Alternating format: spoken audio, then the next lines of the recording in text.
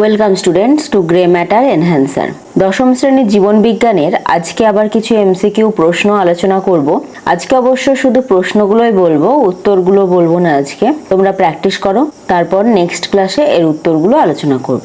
তাহলে দেখে নাও আজকে কি কি প্রশ্ন আছে। প্রথম প্রশ্ন, মাইক্রোস্ফিয়ার প্রকল্পের প্রবক্তা কে?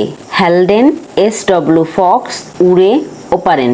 2. জীবনের উৎপত্তির রাসায়নিক তত্ত্বটি প্রকাশ করেন মিলার ও ফক্স, ওপারিন ও হ্যালডেন, মিলার ও ওয়াটসন ও ক্রিক।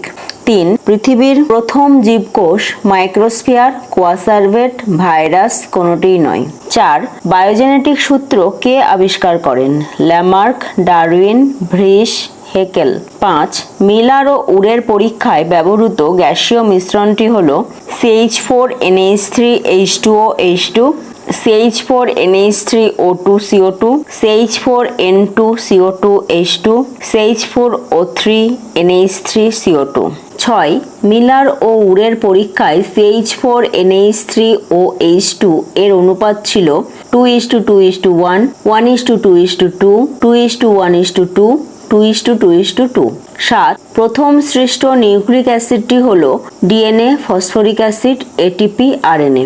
8. অন্টোজেনি রিপিটস ফাইলোজেনি তত্ত্বের প্রবক্তা হলেন ল্যামার্ক, হেকেল, ডারউইন, ওয়াইসম্যান। 9. নিচের কোনটি একই খাদ্যের জন্য অন্তঃপ্রজাতি সংগ্রাম? শকুন ও হায়নার মধ্যে সংগ্রাম, ঈগল ও চিলের মধ্যে সংগ্রাম, পুকুরের রুই মাছেদের মধ্যে সংগ্রাম, বক ও মাছরাঙার মধ্যে সংগ্রাম। 10. অস্তিত্বের জন্য সংগ্রাম কথাটি কে প্রথম ব্যবহার করেছিলেন? Darwin, Lamarck, Mendel, Wiseman.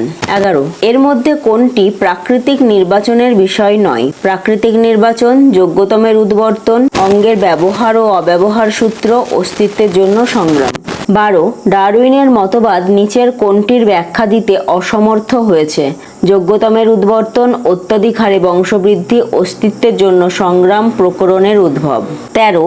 জলচর পাখিদের মধ্যে লিপ্তপদ দেখতে পাওয়ার কারণ হিসেবে ল্যামার্কের যে বক্তব্যটি তোমার যুক্তিগ্রাহ্য মনে হয় তা হল অর্জিত বৈশিষ্ট্যের উত্তরাধিকার, অঙ্গের ব্যবহার, অঙ্গের অব্যবহার, অস্তিত্বের জন্য সংগ্রাম। 4.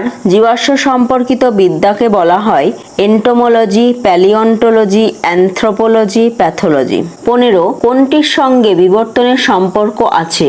প্রতিযোগিতা, প্রকরণ, জনন, বৃদ্ধি। 16. ঘোড়ার আদি পুরুষ ইওহিপ্পাসের সময়কাল ছিল প্লিওসিন, ইওসিন, প্লিস্টোসিন, অলিগোসিন। 17. ঘোড়ার প্রাচীনতম আদি পুরুষের নাম ইকুয়াস, মেসোহিপ্পাস, ইওহিপ্পাস, মেরিচিপ্পাস। 18. ঘোড়ার যে পূর্বপুরুষের অগ্রপদে 4টি ও পশ্চাৎপদে 3টি আঙুল ছিল তার নাম প্লিওহিপ্পাস, মেসোহিপ্পাস, ইওহিপ্পাস, মেরিচিপ্পাস। 19. এবং আজকের লাস্ট কোয়েশ্চেন, মায়োসিন যুগের যে ঘোড়ার অগ্র ও পশ্চাৎপদে 3টি করে আঙুল ছিল তার নাম মেরিচিপ্পাস, মেসোহিপ্পাস, প্লিওহিপ্পাস, ইকুয়াস। তাহলে আজকের ক্লাস এই পর্যন্তই, আবার দেখা হবে পরের ক্লাসে।